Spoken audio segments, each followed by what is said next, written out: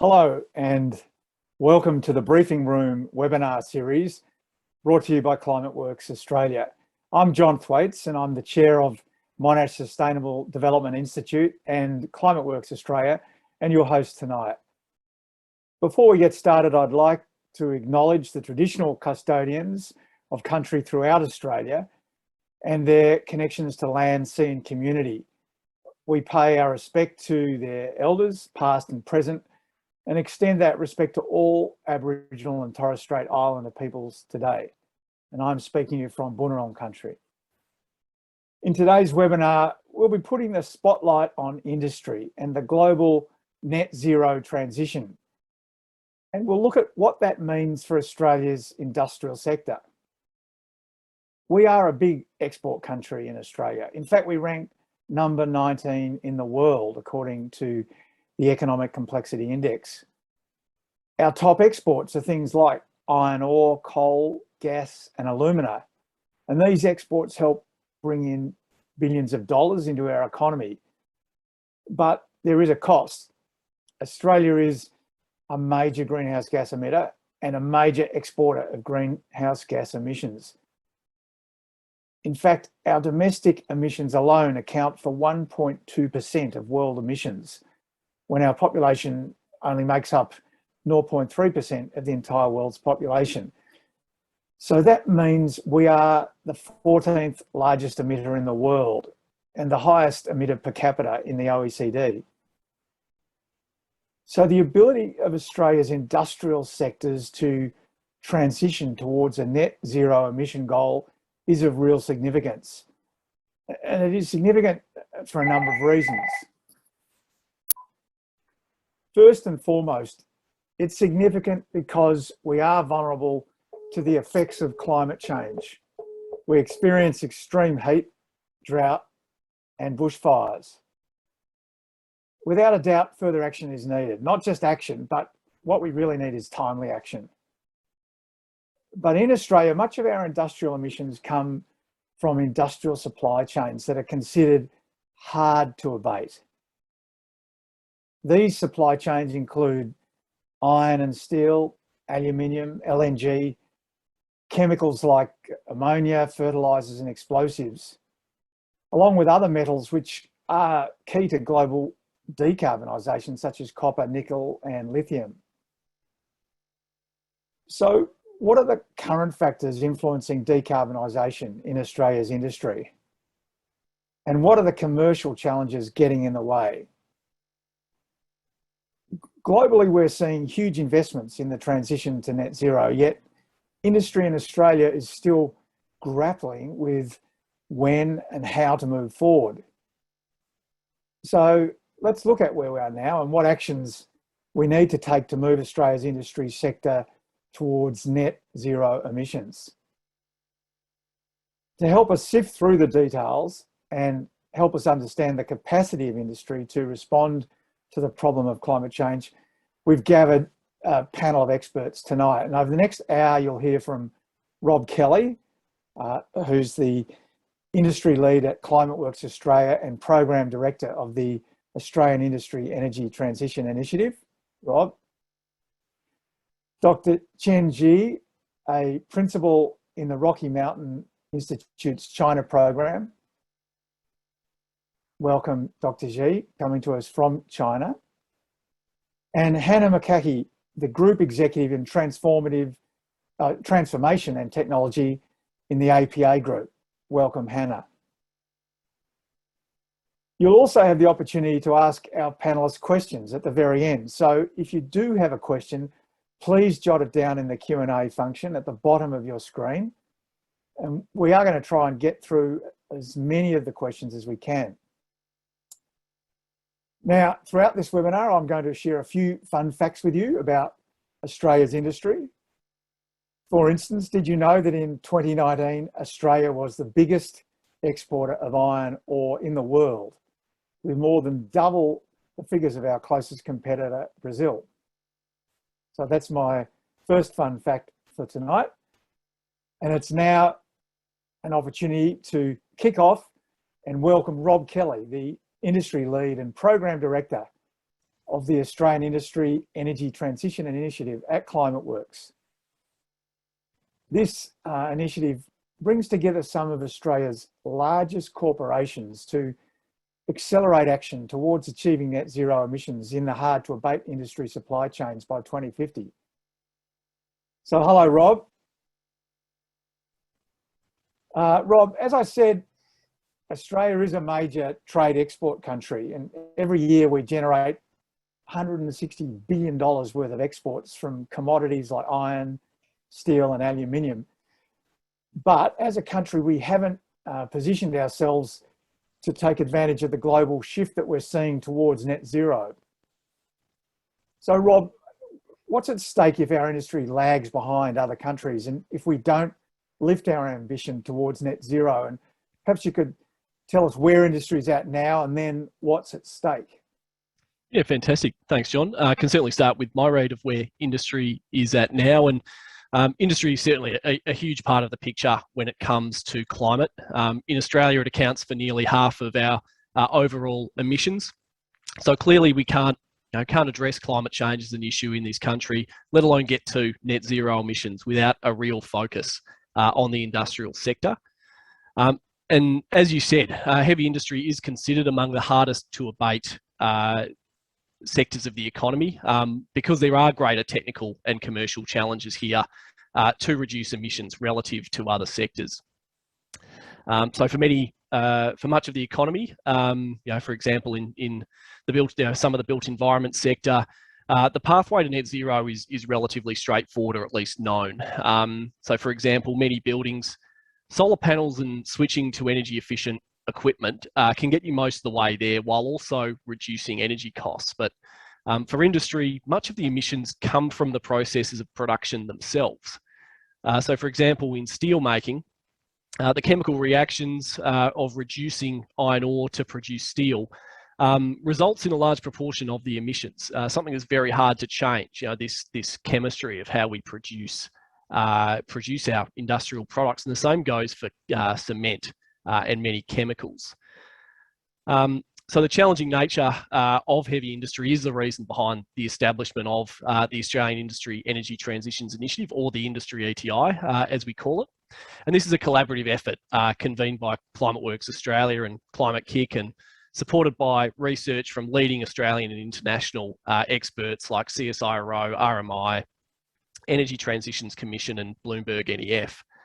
We have 16 industry and business partners, which make up around 25% of the ASX index by market cap. So really starting to represent a critical mass of Australia's industrial economy, coming from the 5 supply chains that we do look at: steel, aluminium, other metals, chemicals and LNG, which are really some of the most critical parts of the economy when we look at industrial emissions and the challenge we need to overcome to get to net zero. Unfortunately, in the report that was recently released by the Industry ETI, we find that there are now existing and emerging technological solutions to address almost all industrial emissions in Australia. And the ability of this sector to now be able to address these emissions comes largely off the back of significant breakthroughs in industrial processes and, of course, hydrogen. What we've seen in recent years is a really rapid shift in the technology outlook for green metals production. For example, using hydrogen direct reduced iron processes, which uses hydrogen as a feedstock for the production of steel rather than coal. Also using hydrogen as a feedstock for chemicals production like ammonia. And of course, we are seeing renewables become the cheapest new form of electricity generation. But in terms of what is at stake, there is a huge amount, given the importance of industry, both for climate and Australia's economy. And much of the world is already moving down this path. We've seen major corporates, investors, and governments around the world already moving to adopt the goal of net zero emissions. We see this most in some of Australia's major trading partners and trade competitors like China, Japan, South Korea, and the United States, all having recently announced net zero commitments. We also see the EU on the path to implementing a carbon border adjustment mechanism that will impose a cost on imports to the EU that do not have the same level of that don't have the I guess the same effort applied to reduce emissions as they are putting in the EU nations. So Rob, just on that, you've highlighted a lot of what we are seeing around the world, and you've highlighted some of the things we can do in industry. But could you maybe tell us, where we've already made progress in Australia with industry decarbonisation? What are some of the good news stories you can share? And I guess using an Olympics analogy, where we're potentially taking the baton and becoming a world leader. Yeah, certainly. So I think industry is really starting to shift. Certainly from working with our partners within the industry ETI, we've seen a lot of companies in recent times adopt net zero targets. So we can look to the ClimateWorks recent report, the Net Zero Momentum Tracker, to find that now half of the largest resources and industry companies have adopted a Paris-aligned target for their Scope 1 and 2 emissions. But of course, more to be done around addressing the full supply chain emissions. We've also seen a larger number of large-scale proposals that are looking to get funded around the development of large-scale hydrogen, as well as large-scale renewable energy developments like the Asian Renewable Energy Hub being proposed in the Pilbara. And that, just focusing on that, give us a bit of a picture about what sort of project that is. So the Asian Renewable Energy Hub really is looking to position Australia and the northern Australian regions as a place to be producing large-scale renewable energy and exporting it to the world. So they're not only looking for decarbonisation of Australia's economy, it's looking for Australia to play a role in decarbonising our trade partners. So we hear about a goal of having Australia positioned for 100% renewable energy. Projects like the Asian Renewable Energy Hub could position for, Australia for, let's say, 300% renewable energy, and being able to export that to some of our trading partners and regions. Wow, well, that really is where we should be aiming to get to. Well, this is the Briefing Room webinar series brought to you by ClimateWorks Australia. Thank you, Rob, for those insights, and we'll be coming back to you later. We're taking a deep dive into how Australia's industry can position itself for competitiveness in a decarbonised economy. Here's another fun fact for you. Did you know that many of Australia's largest trading partners, including China, Japan, South Korea, and the US, have now made commitments to achieve net zero emissions by 2050 or 2060? So that's something for Australia to aim for. And that brings us to our next panellist, who's coming to us from China, Dr. Chen Ji, who's a principal in the Rocky Mountain Institute's China program. Dr. Chen Ji has been working in the field of energy and climate change for more than 10 years.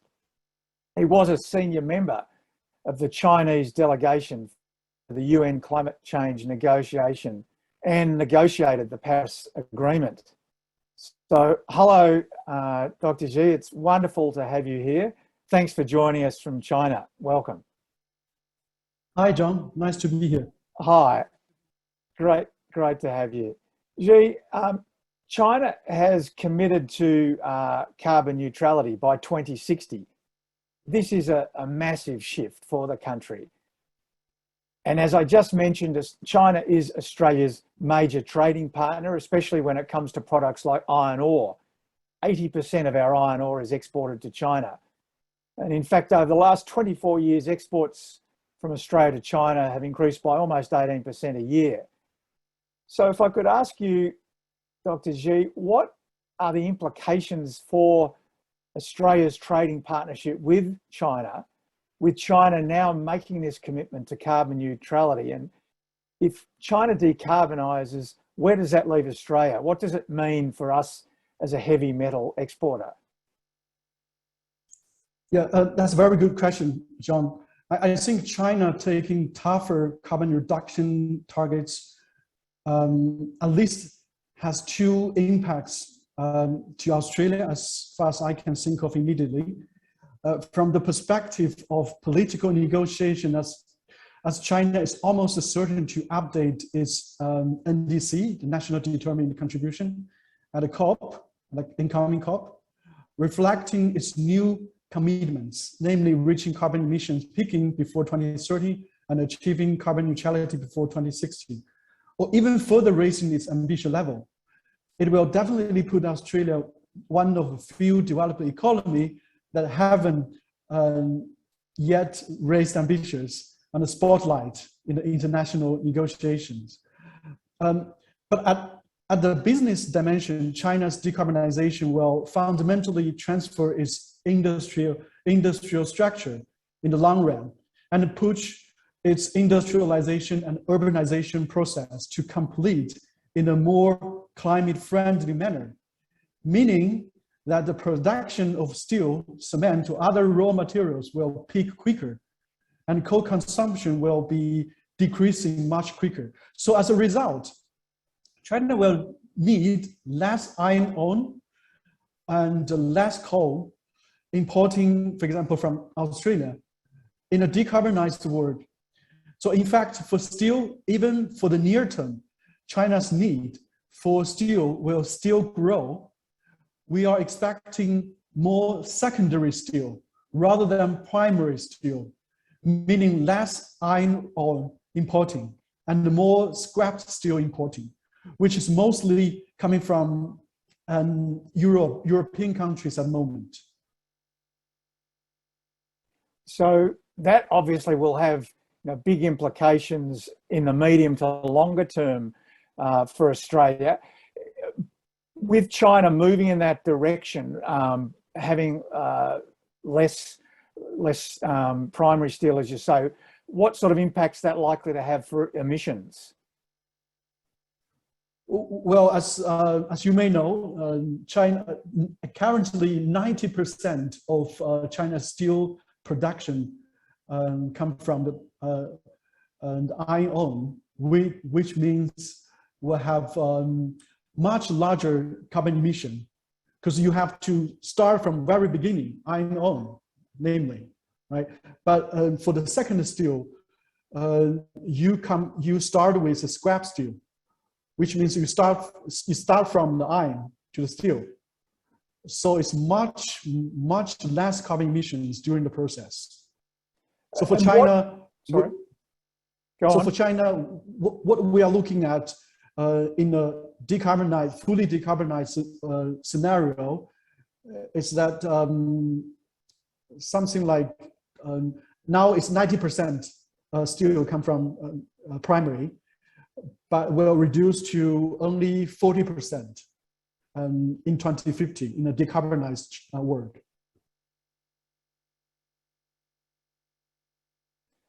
And Dr. Shi, what else is being done by the Chinese government and industry within China to reach the target of carbon neutrality by 2060 beyond iron and steel?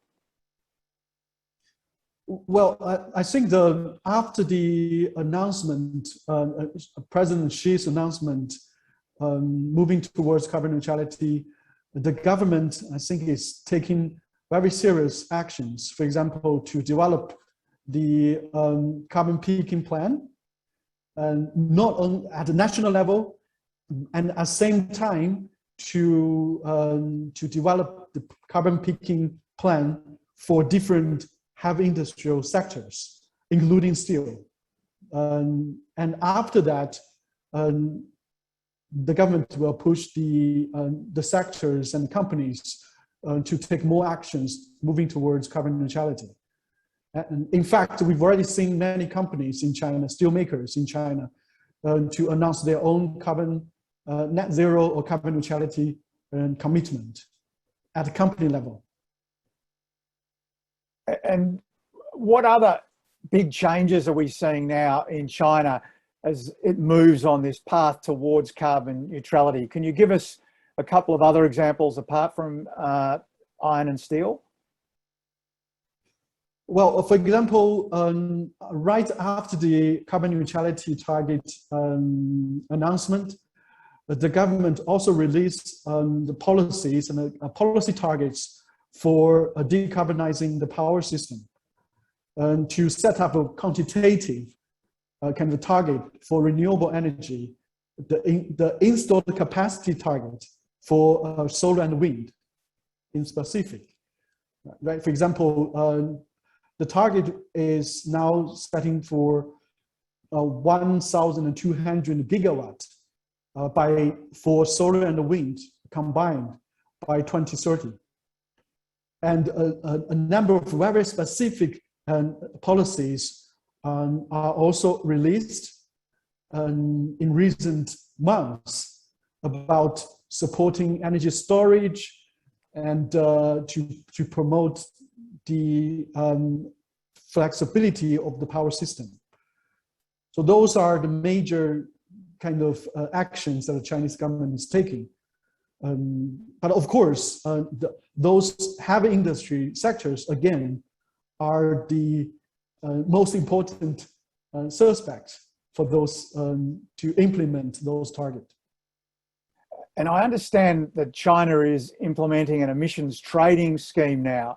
Will the emissions trading scheme have an impact on industry? Will it cover industry? Yeah, I think that's another very important pillar that Chinese government is pushing forward to. As you rightly point out, the Chinese government launched the national carbon trading system in almost the end of July. And I was there in the launching event in Wuhan, one of the sites of launching that system. And but currently the system only covered power sector. But the plan is to gradually cover more heavy industrial sectors, including steel, alumina, cement, petrochemical, and chemicals. And of course, that will have an impact on Australian exports if our exports are going into industry, which is causing emissions, because then they will have to meet the conditions of the emissions trading scheme, and it will presumably cost them more. Yeah, particularly at the moment, at least for the coal importing from China's perspective. I'm not sure. I haven't looked at the market right now, because I think the coal price is increasing significantly. But I'm sure for the longer term, we will definitely see less coal importing in a decarbonized China scenario.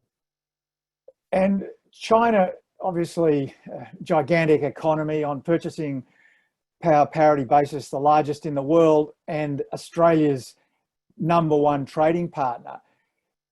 With China going down this path of carbon neutrality, do you see some opportunities for Australia? What might those opportunities, those new types of trading opportunities be?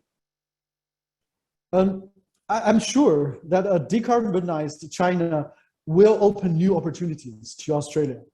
But it really depends on how the global economy and its corresponding trading system in a decarbonized world will develop and structure, and how Australia assesses the direction and the pace of this development, and how determined and how fast it deploys its resource to restructure its economy in order to adapt and evolve with the development. So let me give you an example. According to our current analysis, actually we are going, based on this analysis, we actually will release a report titled "Pursuing Zero Carbon Steel in China a critical pillar to reach carbon neutrality. So in this analysis, we find that if China's steel sector achieves net zero by 2050, one scenario it may end up with is like this. China will need to produce 621 million tons steel, which is a significant reduction compared with today, but still quite a lot. Among those steel production, roughly 40% or 240 million tons will be primary steel, as I just mentioned. Half of this 240 million tons, namely 120 million tons, will be hydrogen-based steel. So 120 million tons of steel means roughly 200 million tons of iron ore and 7.2 million tons of hydrogen. So China can find the places to produce cheap green hydrogen, like in Northwest, where China has very cheap renewable power. But those places will be far from where it can get iron ore. So it will be very costly if you put on long distance hydrogen transportation cost. So one solution for China may be that it import what we call the sponge iron from Australia. The sponge iron is the entering product from hydrogen-based steel produced by a technology called direct reduction iron, through which you use hydrogen as a feedstock and you use electricity as process energy. So Australia has the natural advantage to find cheap renewable energy, cheap renewable power near the iron ore mining field and produce cheap and green sponge iron and export to China. That will be a win-win solution. So, as you can see, if we can create a global value, the new global value chain around, for example, the green hydrogen, I'm sure Australia can find its own place. Well, thank you so much, Dr. Xi. There was so much to think about there, and potentially the biggest economic questions facing Australia linked to what our economic future is and our relationship with China. And you've given us some great insights into the transition, but also the potential for Australia to play a role in that transition, and one example being sponge iron. I'm now going to pass to our third panelist, Hannah McCaughey, who's the Group Executive Transformation and Technology at APA Group. Hannah is responsible for APA Group's Transformation and Technology Division, which enables APA to effectively respond to the disruptive forces of decarbonisation, decentralisation and digitisation. So welcome, Hannah. It's wonderful to have you here today. Thank you, John. It's an honour to be here. Hannah, could we start by asking you, how is APA helping to steer Australia's energy transition towards a net zero pathway as an industrial player? And can Australia play a leading role in developing low emissions technologies to support a net zero future? Thanks, John. It's a great question. The short answer to both is yes. We are, last year, APA announced its ambition to deliver net zero operations by 2050.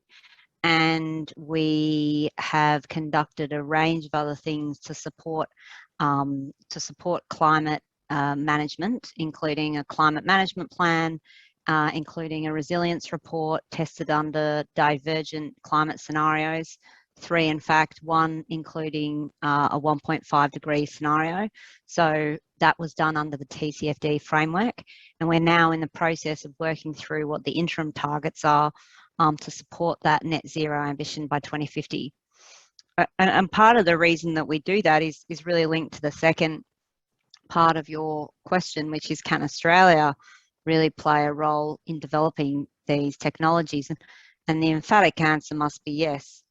And I do think that one of the the most exciting areas, which we've touched on today, is really around hydrogen. And if you look at many leading reports around the world, Australia has a national competitive advantage in the production of clean hydrogen.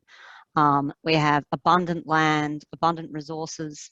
We have a highly skilled industrial sector, and we have very high quality existing infrastructure which can support this development of a national hydrogen strategy and bring that to life, so that we become a superpower in hydrogen in the future.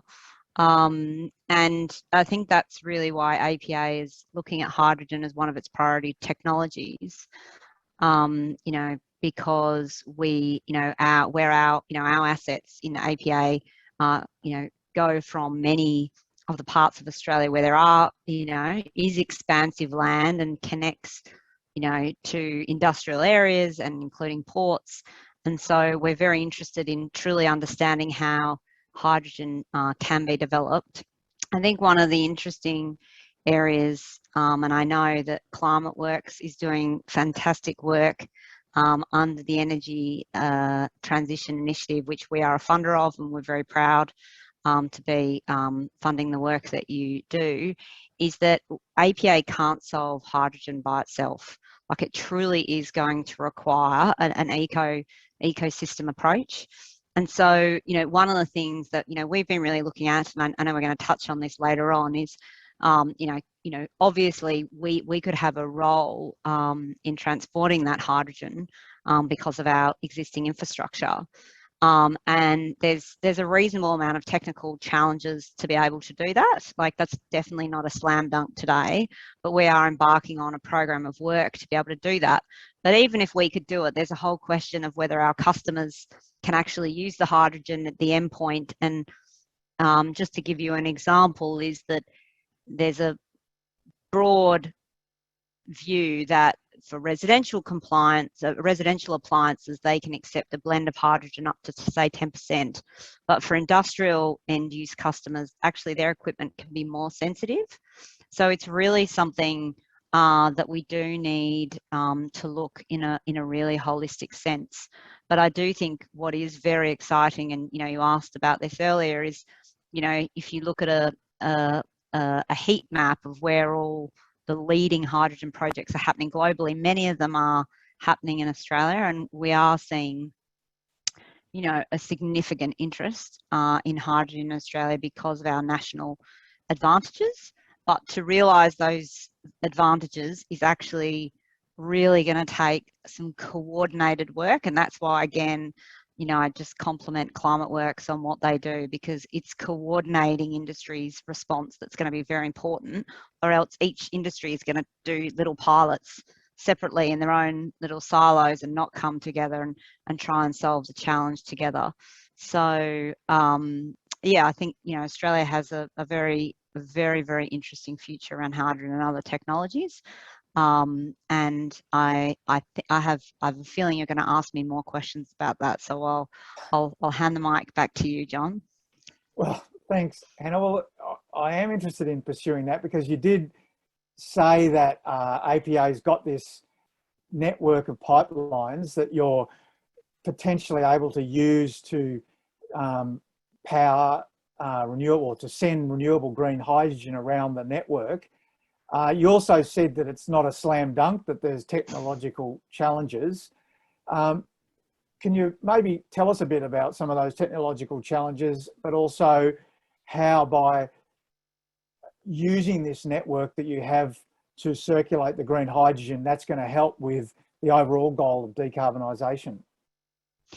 Yeah, so, effectively when gas pipes were built in Australia, they were built to carry gas, and there was actually a huge amount of work done in standards and safety to make sure they could carry gas safely. So when you add a different gas in there, such as hydrogen, and hydrogen is much smaller than a methane molecule, and it's much less dense, there's a whole question of whether how will the metal respond. Fundamentally, it's known as embrittlement. Will those small hydrogen molecules enter into the steel and impact the structure of the steel. And so that's been a big issue around, you know, the question around whether pipes can carry hydrogen. So we decided to launch our own testing program, which is called the Parmelia Pipeline Gas Transformation. It's on our website. It is genuinely a world-leading project where we're looking to convert 43 kilometres of one of our transmission pipelines to be 100% hydrogen ready. And that is, we get the support of Future Fuels, CRC, who've been amazing, and University of Wollongong. And what we're really doing in that is actually creating a methodology by which we will understand how hydrogen can be carried in this pipeline. And so what we're learning is it's not just how does hydrogen impact the structure of the steel, but it's how you operate it, and can the ancillary equipment like valves, like metering, how do all these other ancillary equipment respond to hydrogen? But our Parmelia Pipeline gas transformation is located near Kwinana, which is southwest of Perth. And we're already, you know, having, you know, lots of interested discussions with people in that area, because Kwinana is an area that already uses grey hydrogen. So, you know, there is lots of interesting conversations to have. So, you know, we're investing $3 million of APA's money into proving up that project, and phase 1 is complete, but will be complete, you know, in the next 2 years. But the other really exciting part of that project is that it's attracted the interest of people in Europe, in Canada, in America, and they really are interested in what we're doing.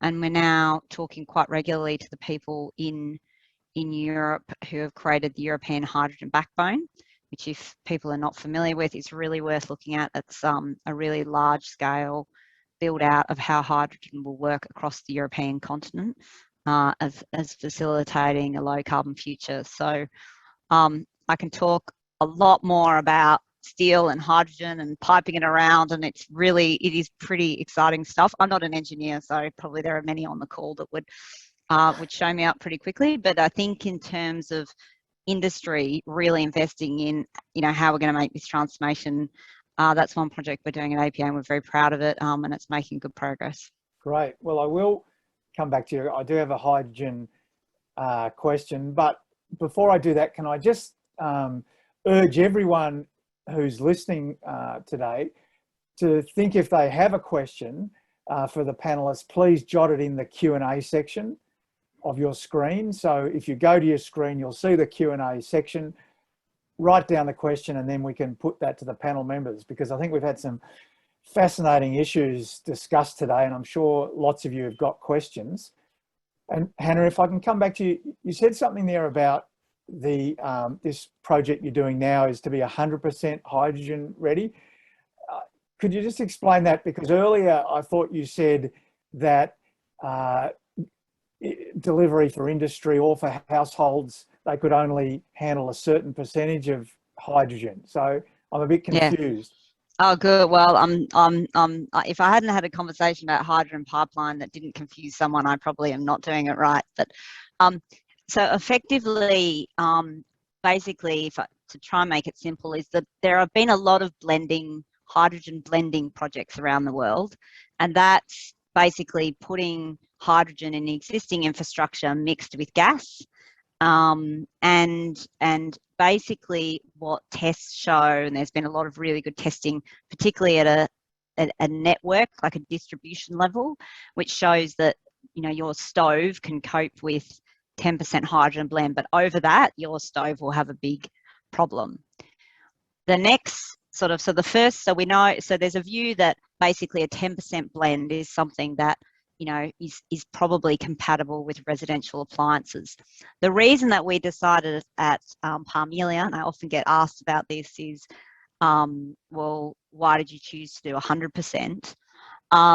I really, like, I was inspired by a project that was in the Netherlands done by GasUnie, which is a gas transmission pipeline there, who had managed to convert a transmission pipeline, which is a lot harder because it's bigger, made of steel. They had managed to convert one of their pipelines to 100% hydrogen with very little change to the actual pipeline itself. And so I was very fortunate. I went to our chief engineer and I said, well, they've done this in the Netherlands. Can we do that here? And he said, yeah, I reckon, you know, we should try. And I'm like, and the reason that we wanted to try 100% is that we really want to show not just that these assets can work under a blending, but actually that they're fit for a 2050 world.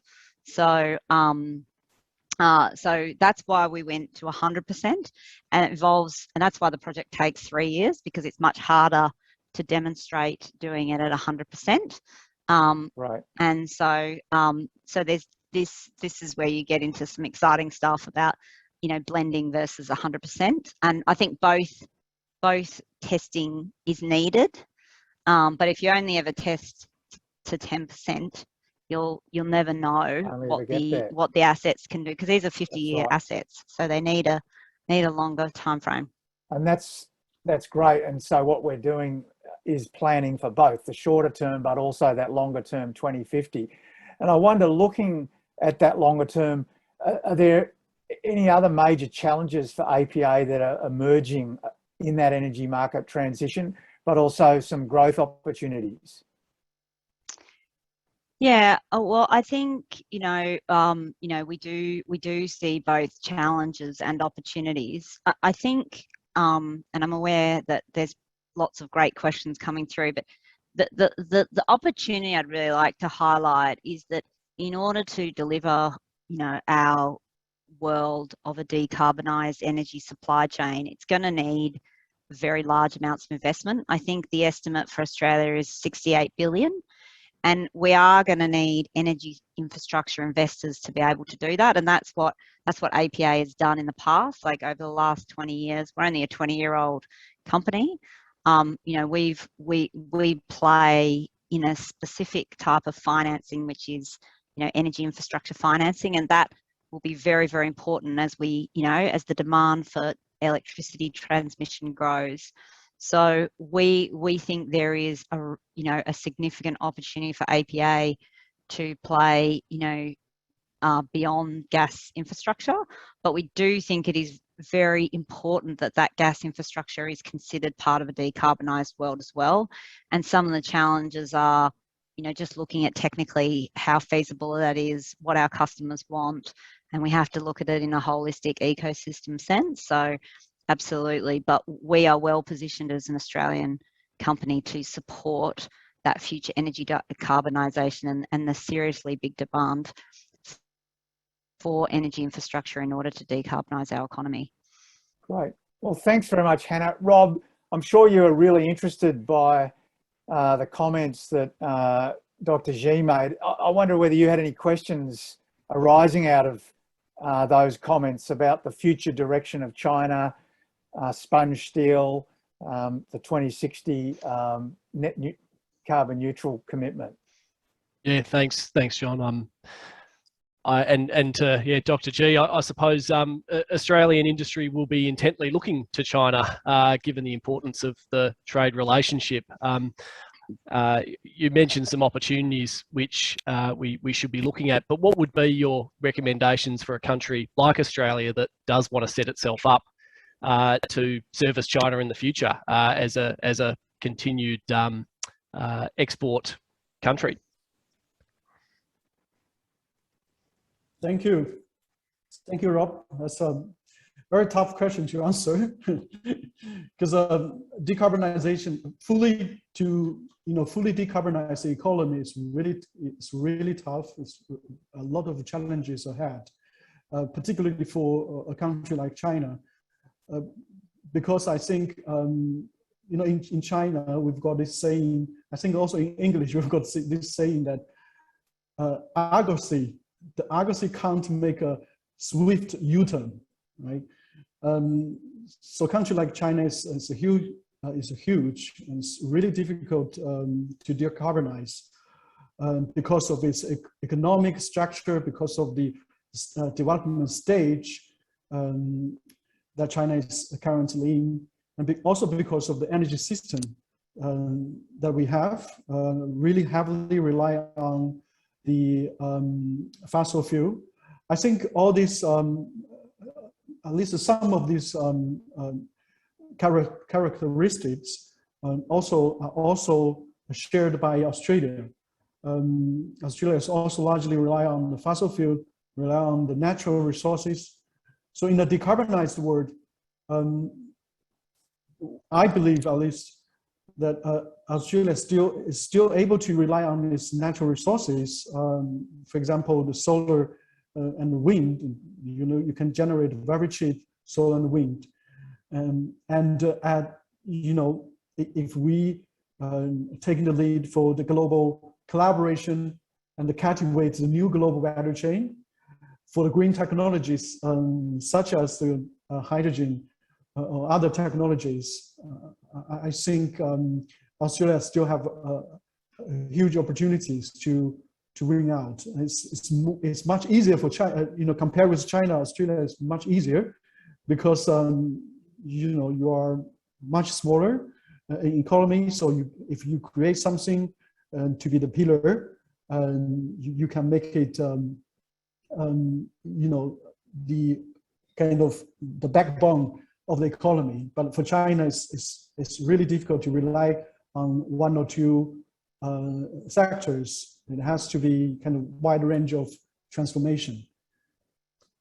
I'm not sure I answered your question. Sorry about that. Well, I think it's a good start, and I'd now like to pass over to you, the audience, and your questions. So keep those questions coming. We've got a lot coming through, and I'm going to get right into it straight away. And the first question I'm going to ask Hannah, it's from Hong Lee. What policy support does Australia's industry sector need to move faster to net zero, if any? What would be of help to industry? A very good question. I think that one of the things that is complex for an industrial company, if you look at the big ones in Australia, is they tend to operate in most states, and at the moment, there's lots of different policies in lots of different states, and so I think harmonisation of our approach to climate change is something that investors have been calling out. I think that's an important thing to think about. I think the other thing is making sure we're doing this in a way that the customer impacts are truly understood. So I think, and I'm sure ClimateWorks is really the expert on this. There's lots of really good and tried and tested policy from around the world, and certainly what we're finding as we go forward is that it is a really significant area of development that's required. But what we're seeing, for instance, in New South Wales with the development of the RESs, I think that's very positive of the way a government can set a broad framework for the development of infrastructure at scale. Just to jump in there, jump in the RESs, can you explain what that is? Sorry, it's a renewable energy zone, and they're being developed. There's several dedicated areas in New South Wales. And they're inviting, industry to come in and offer solutions on how they would meet large-scale renewable energy delivery in that area. So we think that's, how that's being developed is a really good example of, how to bring in infrastructure, energy infrastructure such as APA. Great. A question for Rob from Lachlan. You mentioned that there are a number of large companies and players in Australia committing to a net zero target or strategy. How can we hold these companies to account against these commitments?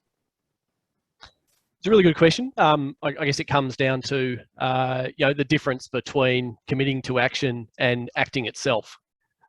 In terms of how we can get action, I really liked the way Hannah described the problem. It's certainly how we see things. It's not just if we're looking at a sector like industry, it's not a challenge of just deploying kit or just sort of incrementally improving operations. It does require a substantial transition, and that requires a supply chain response.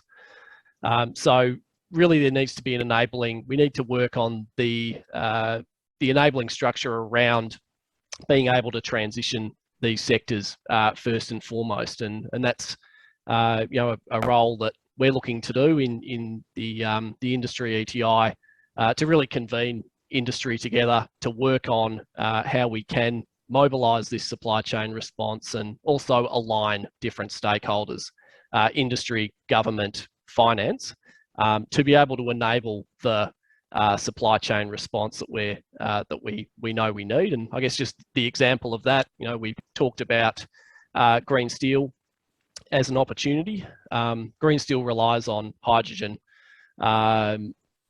but it also relies on proving the demand for a green product and also the shared infrastructure to be able to transport the hydrogen around to find new markets for green steel and also to ensure that these inputs are there when we need them and can enable smooth supply in the way that industry likes to operate. So in terms of how we sort of enable this transition, it really is around mobilising this supply chain response and making sure we have the alignment of industry, finance and government to be able to lead this transition.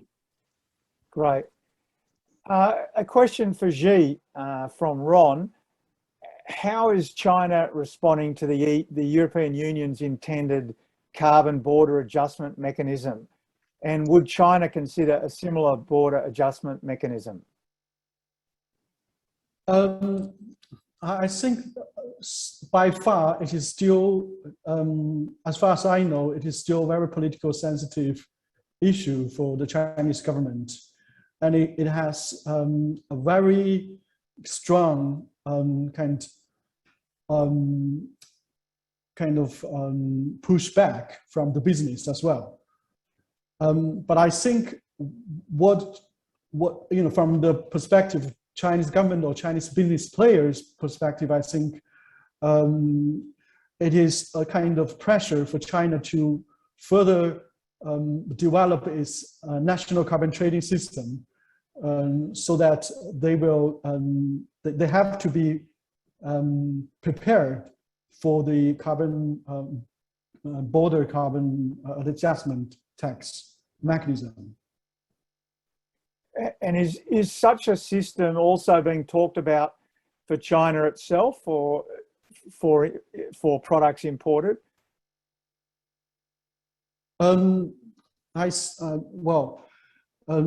At least if we've got a mature kind of carbon trading system, it is China or Chinese steel makers or Chinese companies will have will stand a better position to argue with the European trading partners.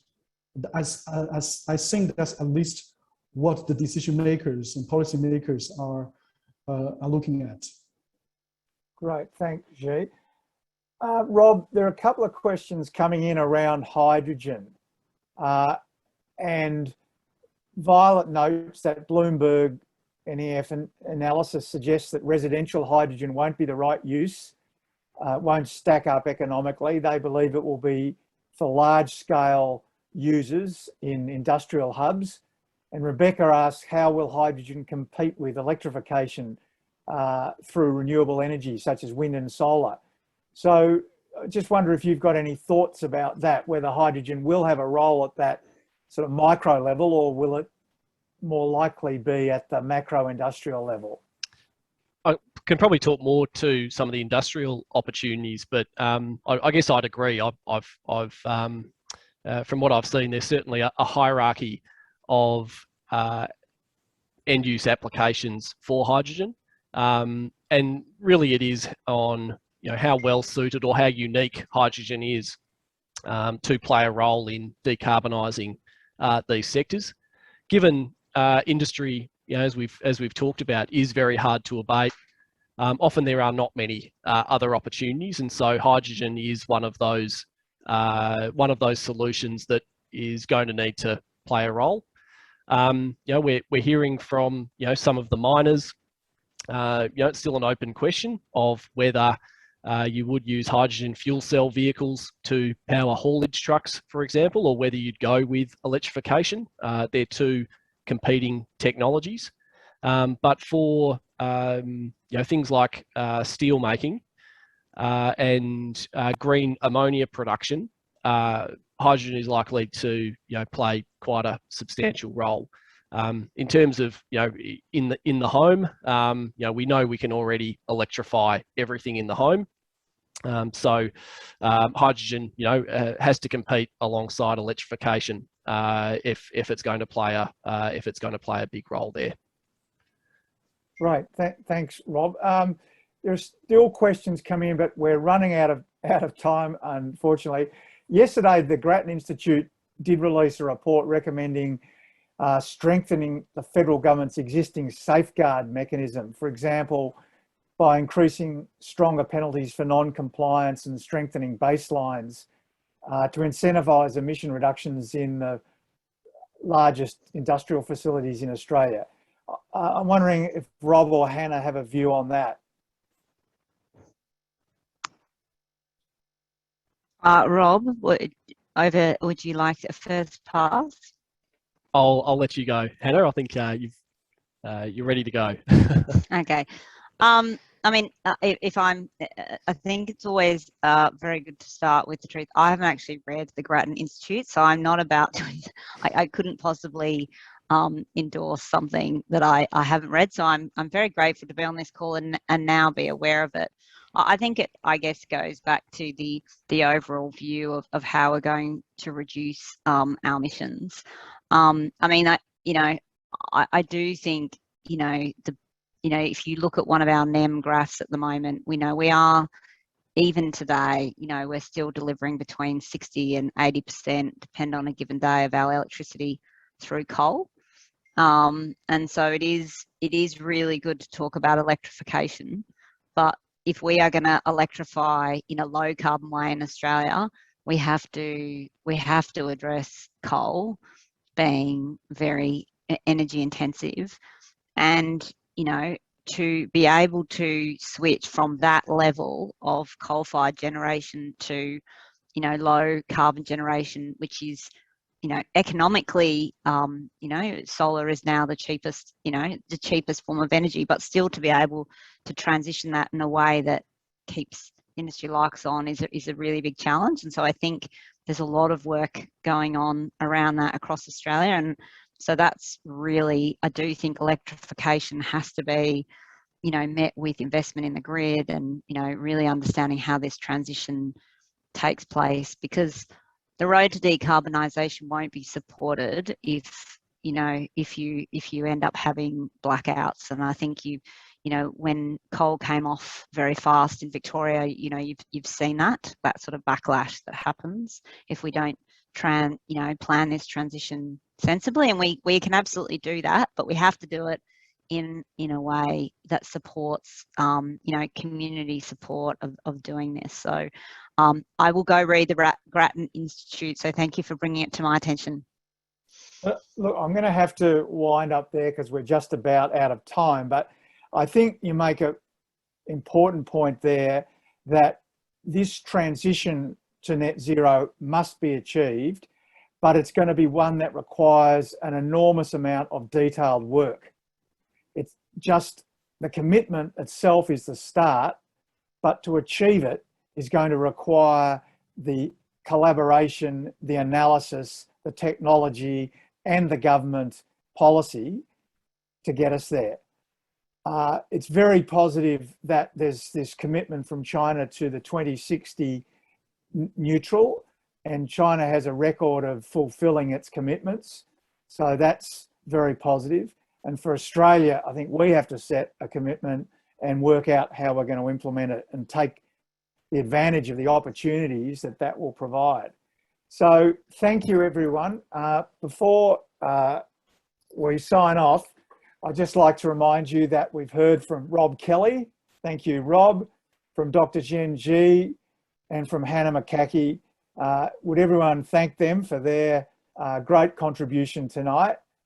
If you'd like to tune into our next webinar, it will be taking place on Tuesday, the 28th of September. And in that event, we'll be discussing the climate economy and the state of the states. We'll be announcing the panelists for the webinar shortly, but please mark that date, the 28th of September, in your calendar. You can also find out about the webinar series by going on the ClimateWorks website. Before we go, I'd like to thank our production team, Serpil from Written and Recorded, and Kalia from ClimateWorks for their editorial support, and Sophie and Lilith from ClimateWorks for their technical support. I'd also like to make special mention of all the philanthropic supporters and program partners. Like APA, we really do value the partnership and working together. If you're interested in supporting ClimateWorks or learning about our work, feel free to reach out and start the conversation. We have recorded all the questions from tonight, so the ClimateWorks team will be looking at those questions. And it's been a fantastic discussion. I'm John Thwaites. Have a great week and see you next time. Thank you.